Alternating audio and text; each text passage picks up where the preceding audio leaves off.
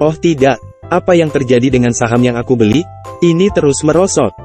Tidak, aku harus tetap tenang. Sepertinya aku harus membatasi kerugian. Aku akan segera mengambil langkah untuk menjaga agar kerugian ini tetap terkendali.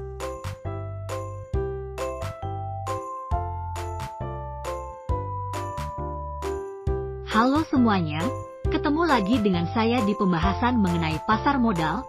Nah, pasti kalian penasaran kan dengan pembahasan kali ini? Yuk simak video berikut ini.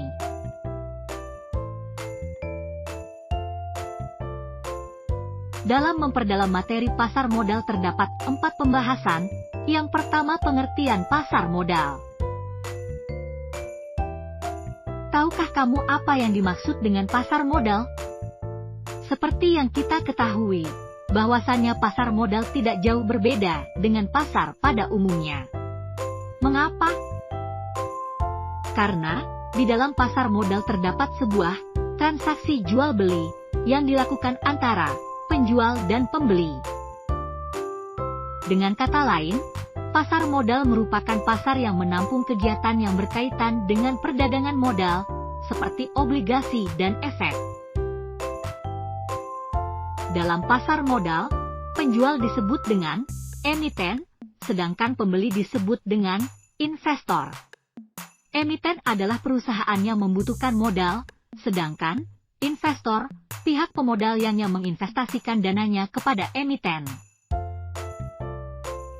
Pembahasan berikutnya adalah lembaga yang terlibat dalam pasar modal. Pertama, pengatur pasar modal. Terdiri dari 3 bagian, yaitu 1. Badan Pengawas Pasar Modal, bertugas sebagai pengelola Bursa Efek di Jakarta. 2. PT Bursa Efek Surabaya, bertugas untuk mengelola Bursa Efek di Surabaya. 3. Bursa paralel dikelola oleh Persatuan Perdagangan Uang dan Efek. 2. Lembaga badan pemerintah, yang ditugaskan mendukung proses perdagangan efek di pasar modal mulai saat rencana emisi hingga penjualan. Instansi pemerintah yang terlibat dalam mekanisme pasar modal ini antara lain: 1. Badan Koordinasi Penanaman Modal. 2. Departemen Teknis. 3. Departemen Kehakiman. Selain lembaga pemerintah, terdapat juga beberapa lembaga swasta yang memegang peran penting dalam menunjang keberhasilan kegiatan di pasar modal. Lembaga-lembaga swasta tersebut antara lain yaitu notaris, akuntan publik, konsultan hukum, badan penilai, appraiser, dan konsultan efek, investment advisor. Pembahasan berikutnya yaitu mengenai instrumen-instrumen dalam pasar modal. Instrumen dalam pasar modal terdapat 6 macam. Yang pertama reksadana, yang kedua saham, yang ketiga saham preferen, keempat obligasi, kelima waran, dan yang terakhir ada right issue. Pembahasan yang terakhir yaitu mekanisme dalam pasar modal. Perlu kalian ketahui bahwa terdapat tahapan mekanisme dalam pasar modal. Bagaimanakah tahap-tahap dalam proses emisi efek bursa dalam pasar modal tersebut?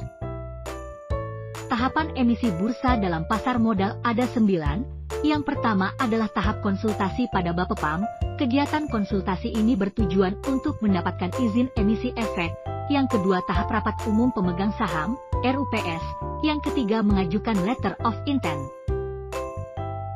Tahapan berikutnya yaitu penunjukan lembaga-lembaga penunjang emisi efek, lalu mengajukan pernyataan pendaftaran. Setelah itu, melakukan evaluasi dan penilaian terhadap kemampuan calon perusahaan emiten. Selanjutnya yaitu tahapan final hearing diselenggarakan apabila hasil penilaian dan evaluasi menunjukkan bahwa calon perusahaan emiten layak melakukan emisi. Selanjutnya tahap dikeluarkannya surat izin emisi efek. Dan yang terakhir adalah emisi efek. Dari beberapa penjelasan mengenai pasar modal tersebut, apakah kalian sudah cukup memahami mengenai pasar modal? Dari banyaknya pasar modal yang ada di seluruh dunia, Bursa Efek Indonesia hanyalah salah satu bagian dari pasar modal di dunia. Untuk materi lebih lanjut bisa diakses melalui barcode ini. Itulah beberapa penjelasan mengenai pasar modal. Semoga bermanfaat dan dapat menjadi media belajar yang menyenangkan. Terima kasih dan sampai jumpa di lain waktu.